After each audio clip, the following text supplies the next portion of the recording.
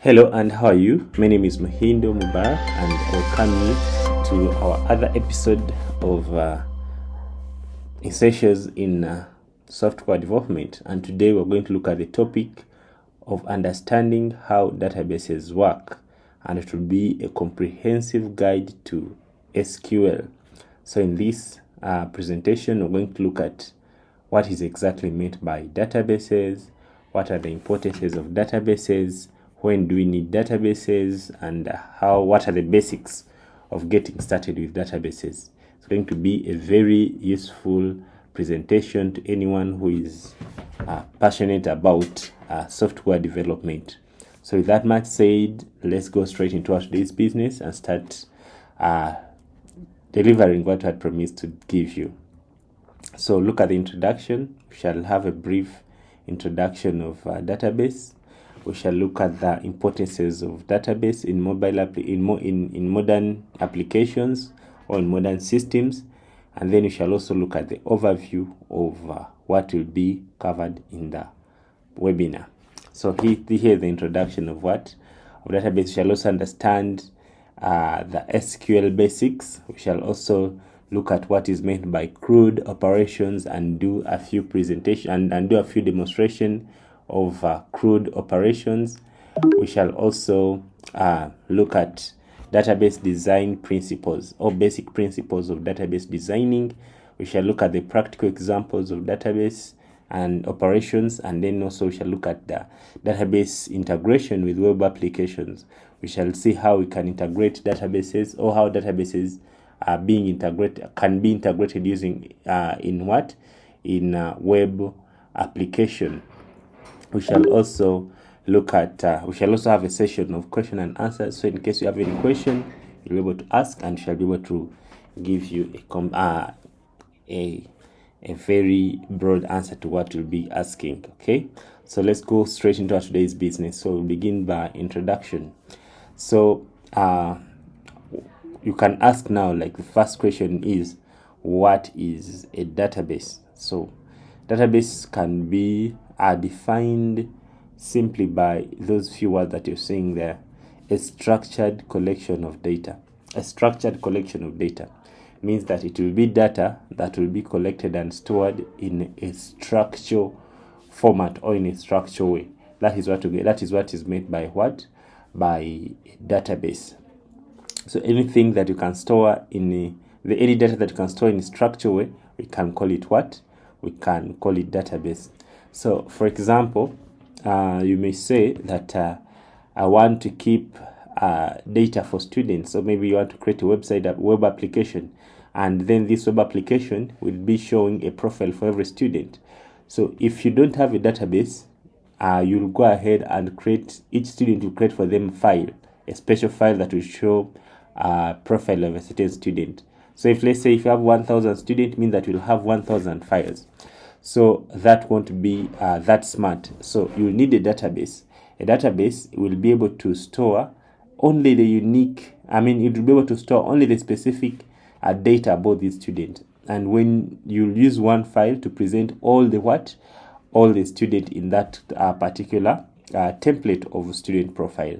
So a database, you may store things like names, say a gender of a person, maybe their country and their age, something that is much more important. Then these static information like basic HTML, picture and the rest, they can be also the database.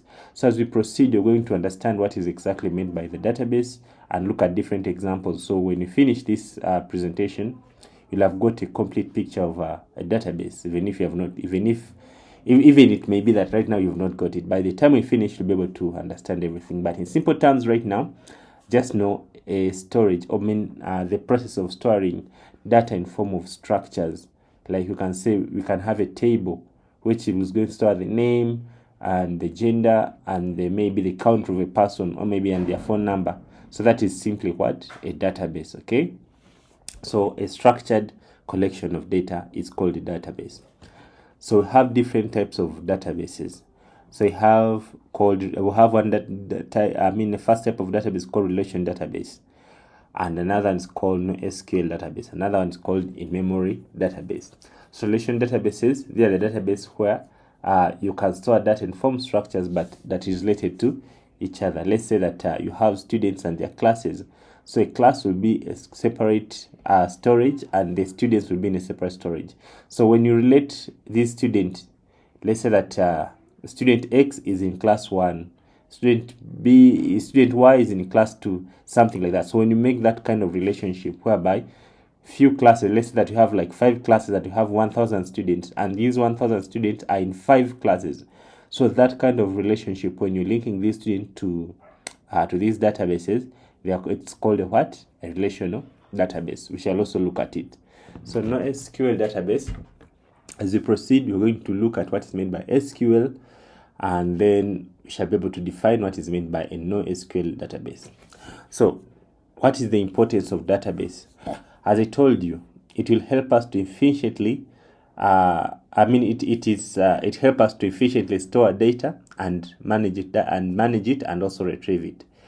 So, as I gave you the very first example, I said that let's say that you have a system that you're going to show profiles of maybe different students.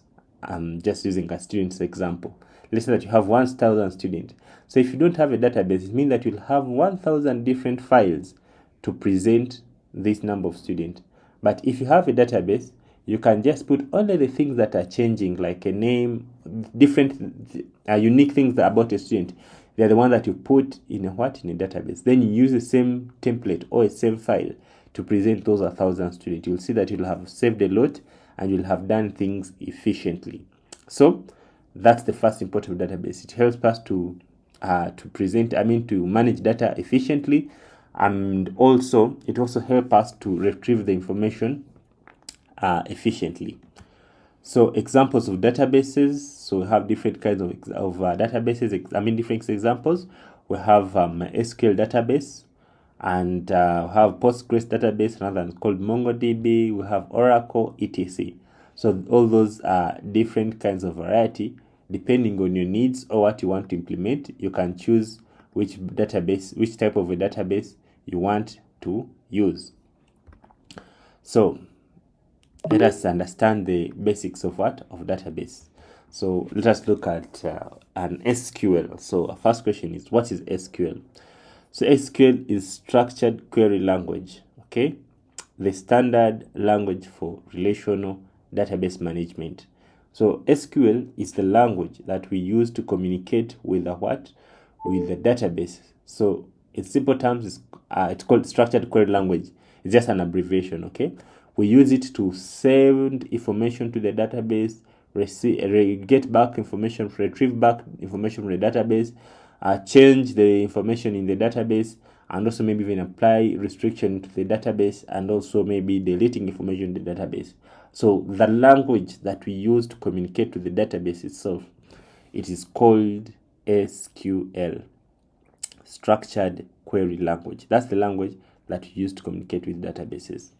So we have different different concepts of the database, and here are the key ones, or the most important concepts of the databases. So the first concept is DDL, okay? So DDL stands for Data Definition Language. So data definition language, it stores a certain, it represents, or it has specific operation that can be done on a database. So the first is called create. So create will help us to create a table or modify the database itself. Not to modify the data. Remember, I have two things. Have the database itself, the structure of the database, and also the data that is in the database. Okay, so DDL will help us to modify the structure of a database, not the data of the database, but the structure of the database, not the data in the database. So let's say that you have a table that is storing three things. A table is storing the name and maybe the sex of a person or the gender of a person, and also the age of a person. So let's say that that's the table that you have. But you learn that you want to add, maybe you want to also store in the same table the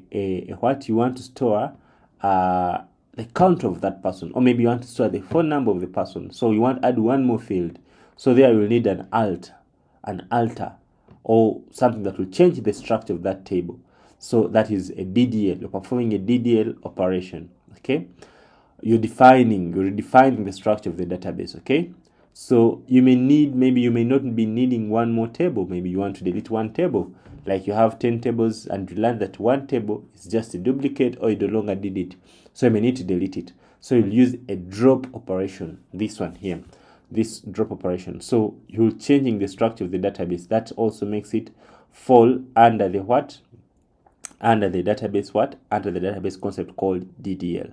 So when you're going to perform an operation in a database, you have to first know where does it fall exactly. Does it fall under create, or under alter, or under drop?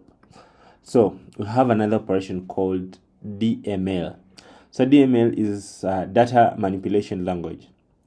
And under DML, we have select, insert, update, and delete. Okay, so these affect the data, not the structure of the data, but the data in the database.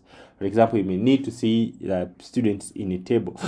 In database table, you may need to see maybe the products in the products table. You may need to write what you call a select SQL.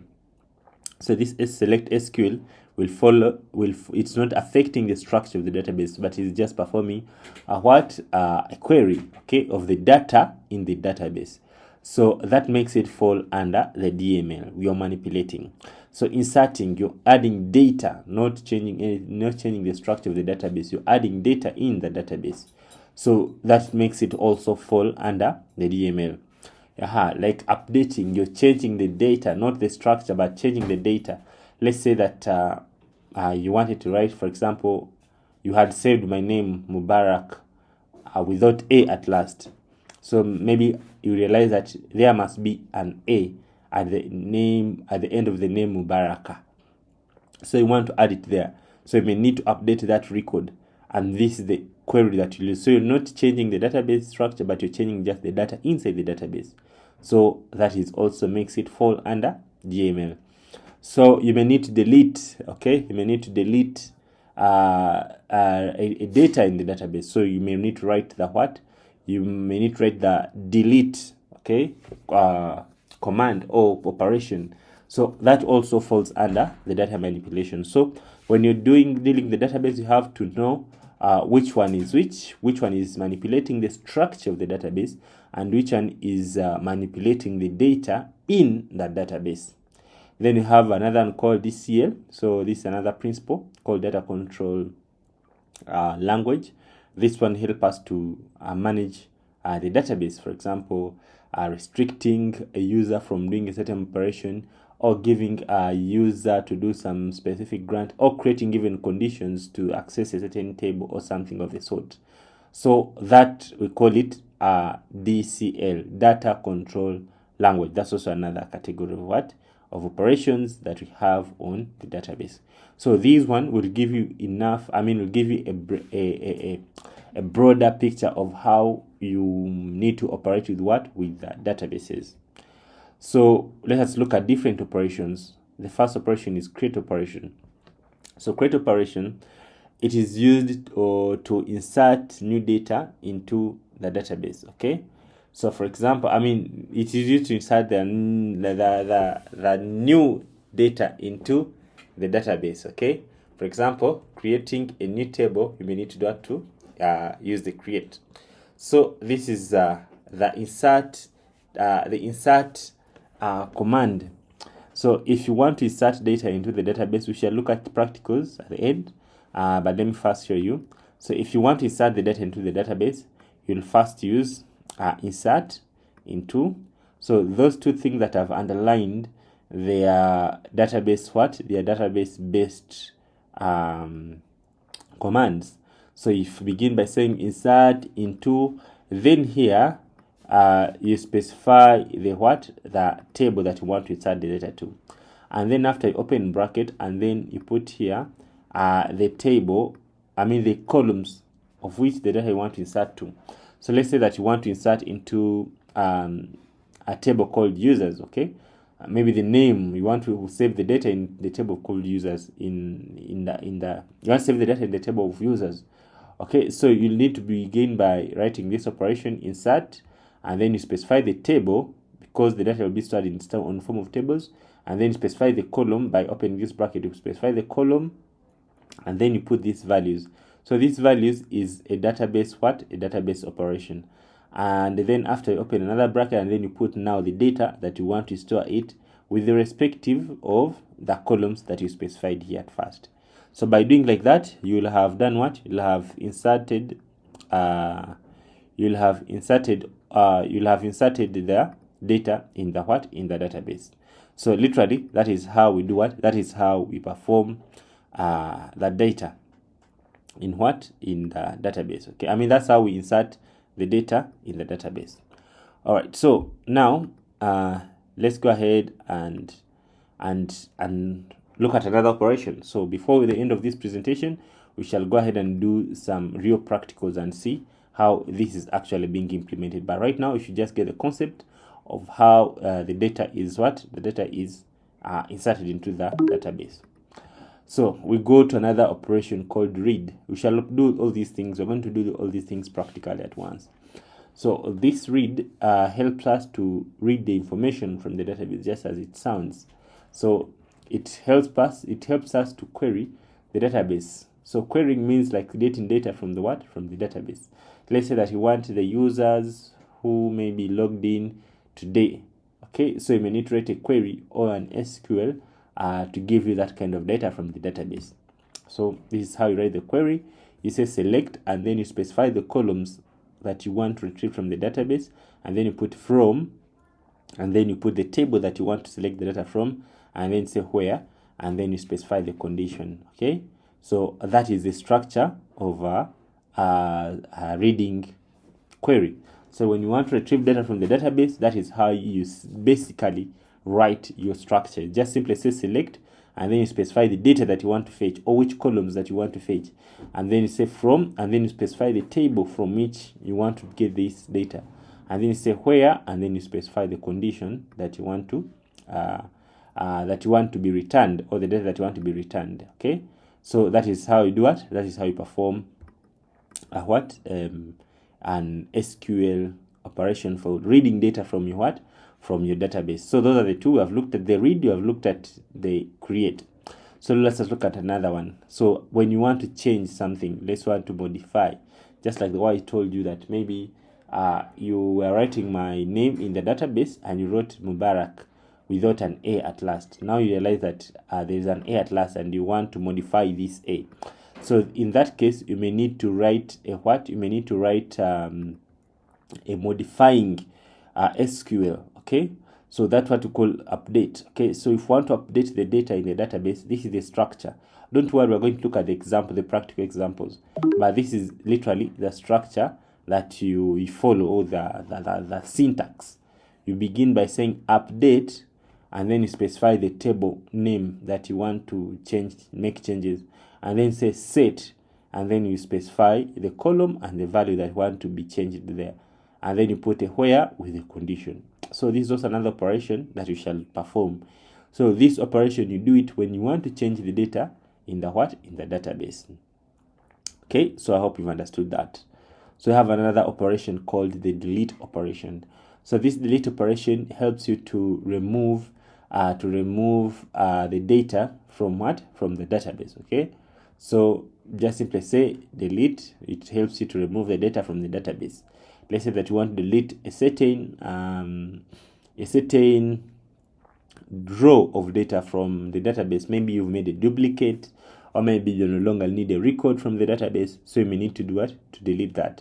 So delete it, you just simply say delete from, and then you specify the table name, and then say where, and then you put the condition that you want to be implemented when the delete operation is being carried out. Okay, that is how you perform the delete operation. Then you have so those are the four main operations that we perform when you're doing database, and those are the ones we call CRUD operation. Okay, we call them CRUD operation: create, read, update, and delete. Create, read, update, and delete. Just think about it. Everything that you do about data is just basically those four things. Let's look at your phone book, for example. even the messages, even any application that you think about, you either enter there the data. Let's say that you're sending someone a message, you're creating the message. So this message is going to be saved somewhere. So you'll need this,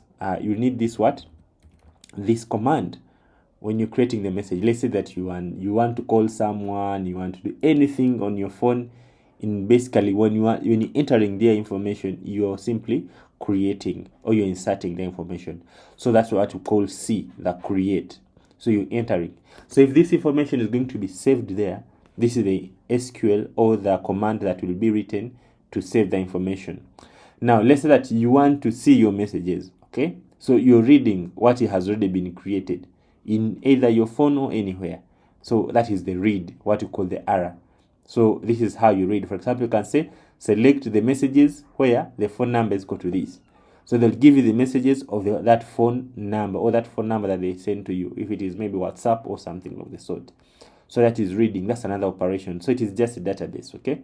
And then maybe you want to change something, so you call it update. So it is CRU, and then the last one, when you want to delete a record, we call it D, or what you call CRUD. At the end of the day, you'll have what you call the CRUD operation. Literally, everything that we do is just around there. You create, read, update, and delete. CRUD. So you proceed. So principles, let's look at the basic principles of database designing. So we have a principle of normalization. Normalization is a principle of organizing data to reduce the data redundancy. Data redundancy is the how should I call it? Should I call it a vice or a bad practice that you may perform in your database, and you end up wasting resources, let's say like space or even time. So if you want to optimize your database to see that it is fast, at the same time does not waste too much space or storage, so that's what you call you're organizing your data or your data structures, because there are different ways of how you can save the data. Okay, so that process of organizing your data to see that the structure that you use is fast, at the same time does not waste a lot of data, we call it normalization. Then you have another principle called keys. So these keys they help us to connect the data, okay, to connect the data and manage the data. But the first key, we have a primary key. A primary key is a unique key that will be assigned to a record in the database, so that it should not have another duplicate. Let's say that it's just like an ID, a unique identification number or characters that you use to assign to a specific record, so that there should not be another record in the table of that database that has the same ID. We use it to specify. Let's say that if you have like 20 Muhindo Mubarak in the table, but there's 20 Muhindo Mubarak, they have the same name, maybe with the same age, same everything, but the primary key is that unique identifier or the unique column that we shall use to identify uniquely each of those Muhindo Mubarakas. Then you have a foreign ID, a foreign key is also a column in a database that we use to reference that we use to reference one record in a certain table with another one in relational databases. For example, you may say that you have maybe 4 classes. Let's say that you have senior 1, senior 2, senior 3 up to senior 4, but you have 1,000 students. Okay, 1,000 students in those 4 classes. So what does it mean? You'll only create 4 classes, but you'll need a table that is going to connect each student with their respective classes. So even if there are 1,000 students, but each student will have a table. You say, okay, you call it joint table, where you'll say that, okay, a pivot table, call it pivot table, where you say that, okay, Muhindo Mubarak, Muhindo Mubarak who has this ID, he's in the class that has this ID. So that linking, you'll need a foreign key. So a foreign key is a key from another table that will help you to link with another table. As we proceed, we will show you this practically. So that is what we call a foreign key. Then we have another one called a relation. I mean, we have composite keys. So composite keys, they are used. Composite keys, they are used to also. It's a combination of keys that can be used to identify a record uniquely. Okay, let's say that you want to identify a record. Maybe let's say by saying that each student should have one service at one, or each student should have one class at one time. So those are two conditions attached together. So when you attach two conditions, let's say that no student should have two classes in one term, something like that. So when you attach those two conditions together, we call it a what? We call it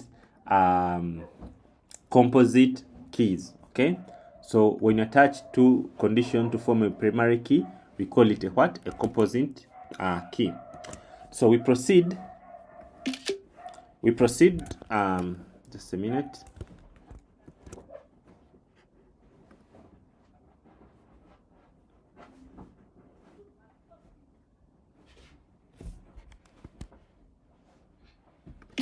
All right, so we have another concept called relationships. So relationships, we use it to do what? We use the relationships to, just a second.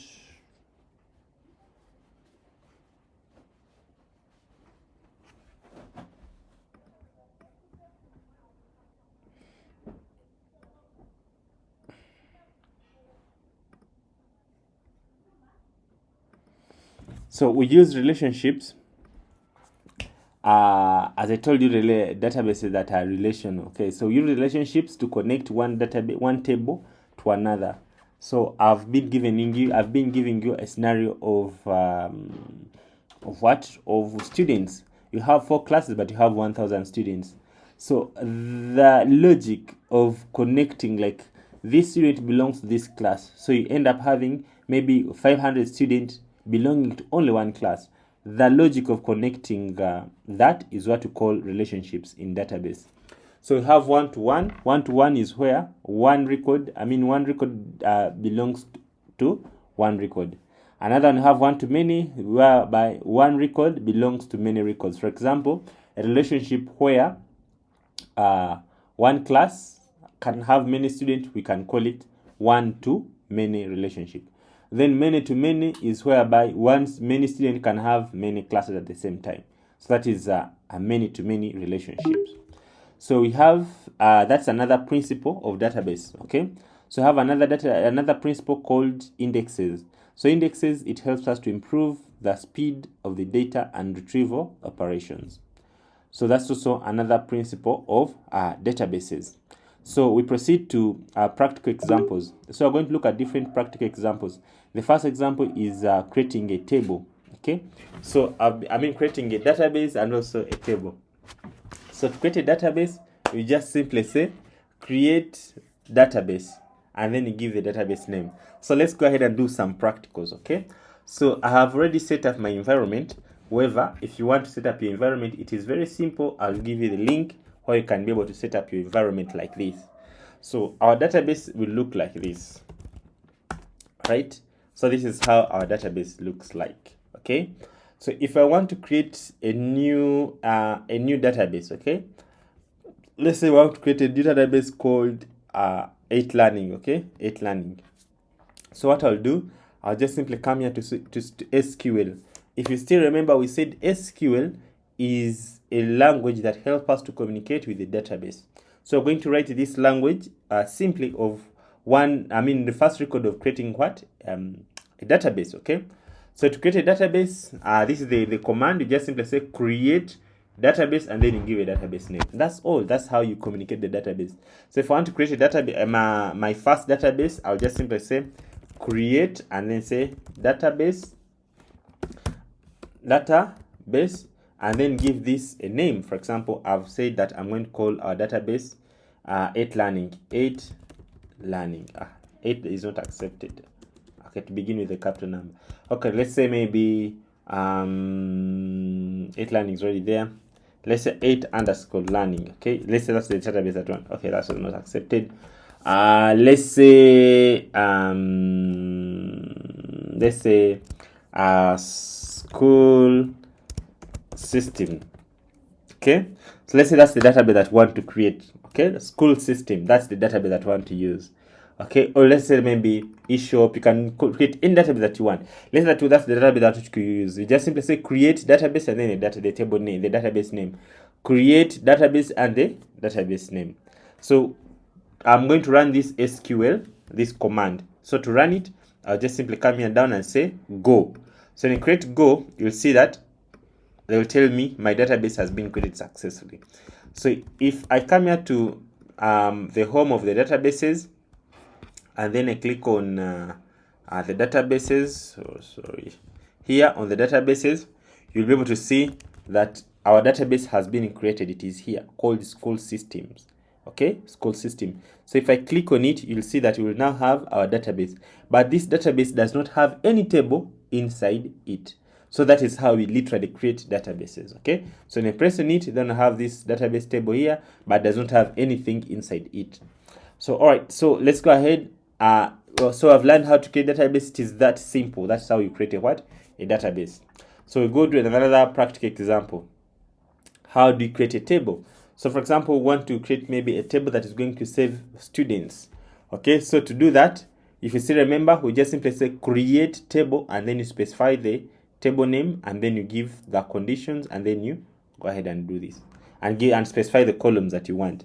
So you just simply come here, create in SQL after making sure that you've clicked on the database, and then you start creating the SQL that is going to allow you to create a table. So let's first create our first table. So we're going to create in this table, in this database of student, we're going to create a table called what? Called students or users, something like that. So to do so, we just simply say create, okay, table. So these, as I told you at first, these are what? These are database commands. Okay, so it's better to write them in capital letters, and then you put your own word now. For example, I'm going to create a table called students, so it's better to put them in small letters. Create table students. So after creating a table student, then you open bracket and start defining the columns that you want in this table. So for example, I'll open here bracket, press enter, put semicolon at last here. So I press tab key. This is a little bit advanced, but that is a simple way of organizing the table. So the first one, we're going to put there first condition. For example, I'm going to say the first one is going to be an ID, okay, an identification ID of so ID is going to be an integer. So I'll just simply say int, okay,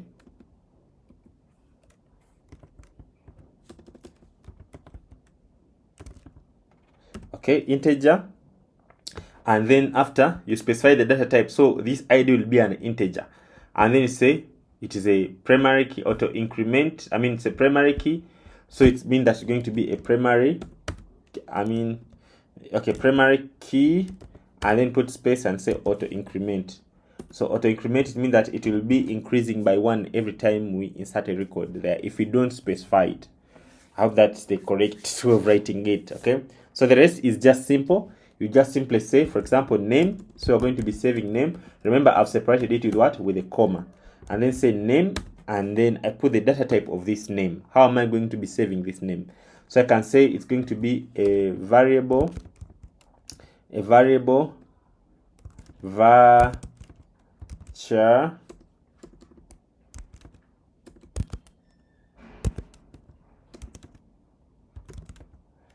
variable character.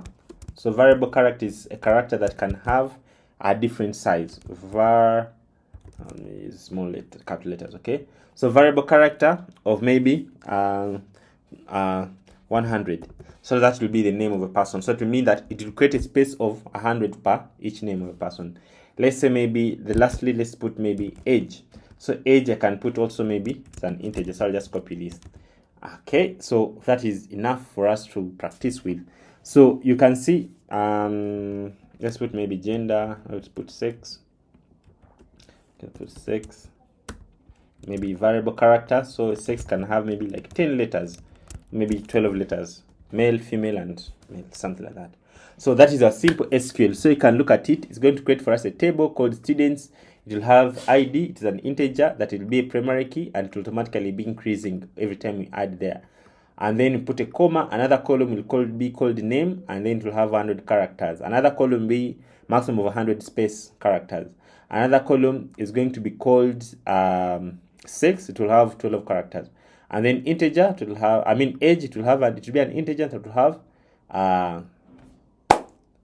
we don't need to specify in the size of an integer. So I go ahead, let me first copy this, and then I run this SQL by clicking on go. Yes, perfect.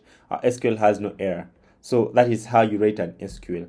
So you'll see that if we come now to a database here, there is one thing that has been added here. It is called the table. You see, we have one table in our database. If I click on this table, you'll see that it has ID, a name, and sex and age. So that is simply how you create a table. So you've seen practically how a table can be created. So you can try it as well. So that is how a table is created. So let's proceed. So how do we insert data into this database? So to insert data into the database, you just simply say insert into, and then you specify the table. Then you open the bracket and start specifying what you want to insert there, and then you put the values of that table. Okay, like that. Let's go ahead and do a practical and we insert like 2 records in this table. Okay, so to do so, I'll come here and go to SQL. So let's go ahead and write our SQL. So what do you want to do? We want to insert a record in this table. So to do that, you just simply say insert into, and then you specify the table. The table is called students, and then after you say, you open bracket like this. Okay, so in this bracket you put what you want to feed in there. So you can simply press enter. It does not have a problem. For example, you can just simply do like this. For example, what do you want to feed there? For example, you want to feed there the name. So you put correctly how you specified them. You want to feed in the name, we want to feed in the sex and the age. Okay, and then after you come outside this table and write values in capital letters and open bracket and close it, and then put a semicolon there at the end. So you start putting in values in the same order that you've specified on top, and you surround it with with quotes if it is a string or if it is a character, a group of characters. So for example, name, I can put John Black. Okay, and then I put a comma, and then go ahead and say what is his sex. I put like this, I say male, and then put comma, and I put his age like this, 12, maybe 30, something like that. So that is how you insert data into the database. So if you know this thing, it means that you can be able even to create a system and just implement these simple things. So let's go ahead and save it. So you just simply say go. So when you say go, you'll see now if you come to our table, we have one record. The ID has automatically increased according to the condition that we put there. So we have one record called ID, one name John Black, sex male, age 29. So I can go ahead and insert another record by just simply coming there and then go to our SQL. So let me paste there what I had. So name, what and what will remain the same. So I'll just simply come and change here. Let's say, for example, baby, cool, male, and then put maybe 50. Okay, so I separated the semicolon. So I can copy this and write even multiple SQL at the same time. So you can write as many as you want, as long as you separate them with with the semicolon. So I can put here, for example, Jose Chameleon, then put male, and then maybe 59. Then I go ahead and paste there, and then for maybe Irene Namu Viru, and then say female, and then put maybe 46, something like that. Then lastly, let's put another one, and then put, for example, Spice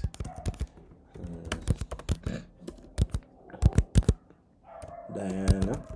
So you see how the database being done, and then maybe say something like that. So that is how a database is created. So let me go ahead and run this at once. Press go. Boom. So everything was successful. Now if I come to our database here, students, now you see we have all these records added in there.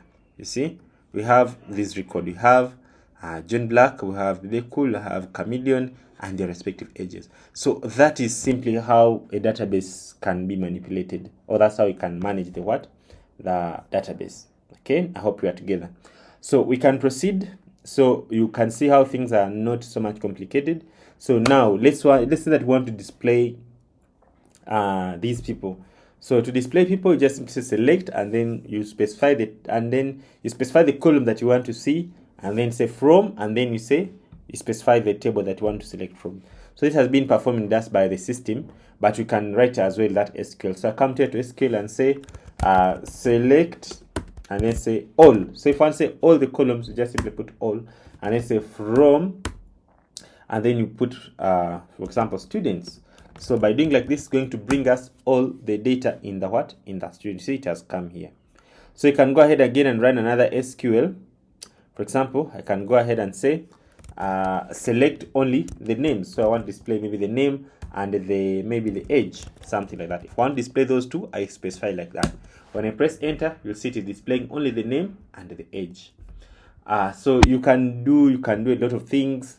You can put the conditions. So for example, I want to select musicians or students which are who has less than 20 years. Who has less than 40 years. So to do like that, I'll just simply select name and age from students. So you add this where condition, where age and say less than, so I write less than maybe 40. So I'm going to display, this will display for us the students who has the age less than 40 years. So you see, it has brought only 2. So if I say maybe I want to display the student who has age more than 40 years, or maybe say I want to display only students who are male. So I can just say 6 equals 2 and then put male. So by doing like this, it's going to bring for me the student who have the sex of male. So you see, there are those ones. So that is how you can play with the database, and by doing like this, you can be able to now start integrating it with your system, like mobile applications and web applications. But these are the basic concepts of database that you need to know.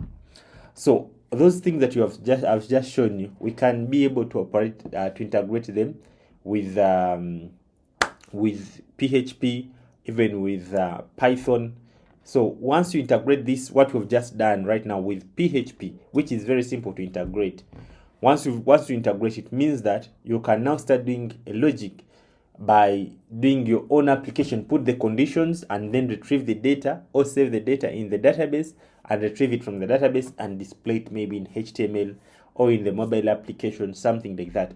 But however, the core concept is you have to understand those basics of database. That's how I've explained to you. So now that's it. The floor is open for the questions.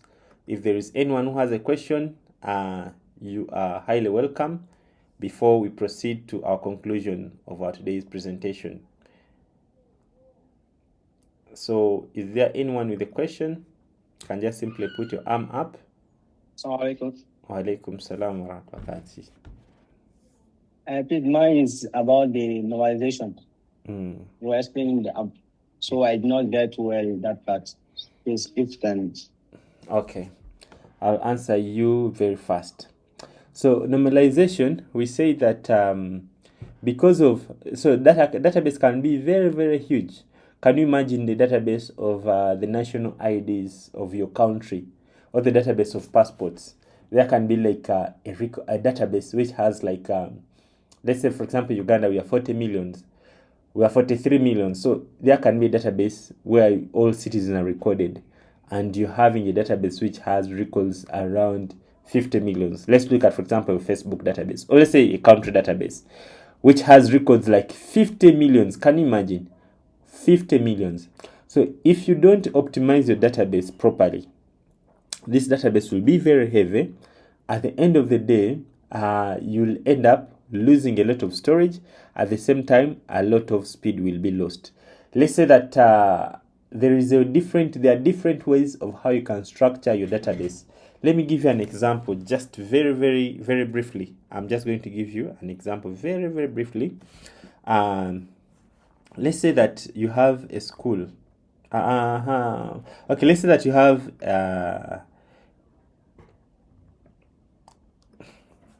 let's say that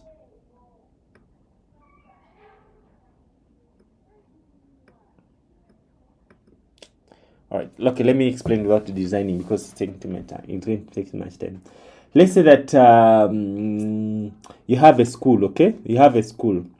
So this school, it has students. Now, let's say that there is an optional service. For example, a student can either subscribe for swimming or you may not subscribe for swimming. I hope you are together. So if you design your database wrongly, what does it mean? Let's say that, okay, let me just open here. I want to explain this so you can understand it properly. Okay, so now let me just explain this very fast and properly. Let's say we have, for example, the table that I've just created for you, students, okay? Students. This student, it has a name and age and sex, okay? Sex. Now, you realize that though that is the table of students, that's the record that we are recording about student. So for you to be a student, where I put a star is a compulsory. You must provide to us your name, your age, and sex. So that is what you must provide to us for you to be put in our database of students. Now we learned that also maybe there's a service at our school of swimming. Swimming is optional. You can either subscribe for swimming or you may not subscribe for swimming. Let's say, okay, field work. Field work is optional. You may either subscribe for field work or you may not subscribe for field work. Now, you're a developer of the school. They ask you, okay, want to also keep the records of students who have subscribed for what? For swimming. So say, okay, but when you're keeping this record, you must put the date when the student paid and also the amount that they paid for swimming, for example. So if they ask you as the developer to add this information, so what will you do? You'll come to the students table and then come here and add another column, say swimming. For example, swimming. Maybe you can put a column called has swimming or has subscribed for swimming. So in this, and then maybe put swimming amount. They paid, swimming fee that this person paid. Okay, so let's not go beyond that. So this one will store a yes or no. Okay, a yes or no, and this one will store maybe the fee. So this swimming is optional, but remember you've added this column in students of table. Let's say that now we give you now the data of this student. Okay, we say that we give you the 10 we have maybe 1,000 students. Okay, from these 1,000 students, 300 students have swimming. 700 they have not subscribed for swimming. It is okay, they don't subscribe for swimming. But all of these students, you're going to keep them in the same table of students. Those who have subscribed for swimming and those who have not subscribed for swimming, they are going just to enter in here. However, now one thing that you should learn is 3,000 students, 300 students, they have swimming. That is okay. They're occupying the whole table. But 700 students, they don't have swimming. So what does it mean? It means that this field of swimming column is left what? Is left vacant. It is wasted. Okay? So it means that when you have maybe 10,000 students, let's say that this size, maybe this column is maybe spending maybe like 1 MB space. So when you have 7,000 students, 7,000 students, it means that you're wasting 7,000 times what? Times 1 MB, which is around 7 GB. So this is like 7 GB of space that you have wasted. So let's say that you have 70,000. Those are 70 GB of space that you have wasted. for those students who don't have swimming. You get it? Let's say that you have maybe 700,000. Those are mean that 700 GB that you have wasted because 700 students don't have the swimming. You get it? Okay? That is a problem. So how do you solve this problem? Now, what if maybe people are accessing this database from their mobile phones? So when you send them the data, you're sending them an empty field. Every time you send them this data, they will be wasting their data, their internet connection. You're wasting their MBs. So you're wasting around 700 GB of students who have not subscribed. So how do you solve this problem? The way how you solve this problem, for example, what I would do, I would create another table called swimming. I will create another table called swimming subscription. Okay? And in this table, I'll be saving. So in this table, so I'm going to put only this column for swimming and what? And swimming fee. In this table is what I'll put there. And in this table, I'll be saving only students that have subscribed for swimming. So it means that I'll remove these ones here and I put them here. I'll remove these two here and I put them in this table. So in this table, I'll be saving only students that have subscribed for swimming. If you have not subscribed for swimming, I'll not save you in this table. Or if you unsubscribe, I'll not save you in this table. What does it mean? It means that I'll have saved this space, and since this space, when someone is downloading this data, maybe on their mobile app, on their web application, this computer becomes slow because there is a wastage of what? Of space. So I'll have saved this space because I'll not be saving students who don't have what? Who don't have swimming. So by doing like this, it's what we call optimization of your database, or the normalization of your database, to see that your database is effective and does not waste much of space, and it is fast. So that is the process that we call data normalization. So I hope you have understood. Yeah, I understood. Very good. So there's another question. My question is, with the concept of auto increment, can I assign beginning with the, let's say, A0, A1? No, I think that is not, maybe in different database, but in my SQL, auto incrementation are only integers. You cannot auto increment characters by beginning with A1, A2, A3. However, you can do that logic in your what? You can do that logic in your application by saying, maybe when you write a PHP logic, then you can put like, okay, on the ID of someone, there should be added maybe A1, A2, A3, something like that. But in the database, for now, of my SQL, I don't know other databases, but for my SQL, they only support auto incrementing by integers, not even doubles. Only integers cannot increment. So I hope I have answered you. Can you have a last question if it is there, and then we go to our conclusion?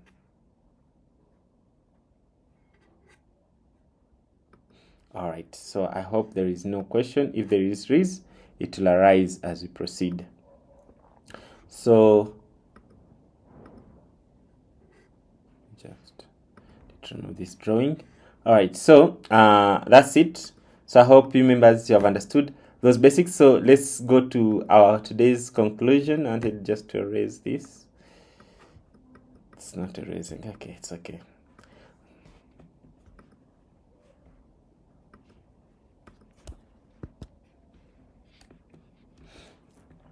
So let's just do it faster. There's a comment in the tab. Do you have internship opportunities? Yes, we have. I'll share the phone number of the person that you can reach. So let's have a recap. So we have looked at the concepts of database, what is meant by database, and the operation and the concepts of a database and different types of databases. We have also, I also encourage you to continue learning about databases as you explore in your free time. Please watch some video, In your free time, ask some expert and get this much knowledge. Maybe you may pick interest of something that can change your life. Then lastly, we have a platform called 8 Learning. 8 Learning, we teach basics of programming, and we teach programming, not just basics, and also financial courses. So if you need to learn, or if you need to try learning programming, you can reach us, and then we'll help you at whatever level, as long as you can read and write. So at 8 Learning, we teach what? We teach those basics of programming. So I thank you so much for being part of this webinar. Next week, we shall also have another one. If you want to write to us, you can contact us using that email, info@8technologies.net, and you can also use those phone numbers, or you can use our WhatsApp, or you can just simply come to internet and search 8 Learning. Okay, so if you search 8 Learning on internet or 8 Technologies, you'll be able to find us there, and you'll be able even to find the videos that we create. You'll be able even to contact us, and then we chat more about this. So I thank you again for being part of this session. I hope we shall meet again in our next session of next week, unless there is a burning question. Is there any question or any extra message or anything that someone would like to say before we call this to an end? All right, hope there is no. I'm very happy for having you 10 people here. Okay, someone is appreciating for the information. You're welcome. We shall keep sharing such basics information. Maybe people can pick some inspiration. We meet again next week, where we shall communicate another webinar. I'm very, very happy for having you up to the last part of our today's presentation. Goodbye and see you next week. I thank you so much. If you send an email, please turn up again next week. If you have friends that you think they may be interested in such kind of stories, you can inform your friends. You never know. Someone can change a career from these kind of things, or they can pick something that can be helpful to them in this kind of thing that we'll be sharing. I thank you so much once again, and goodbye. See you next week.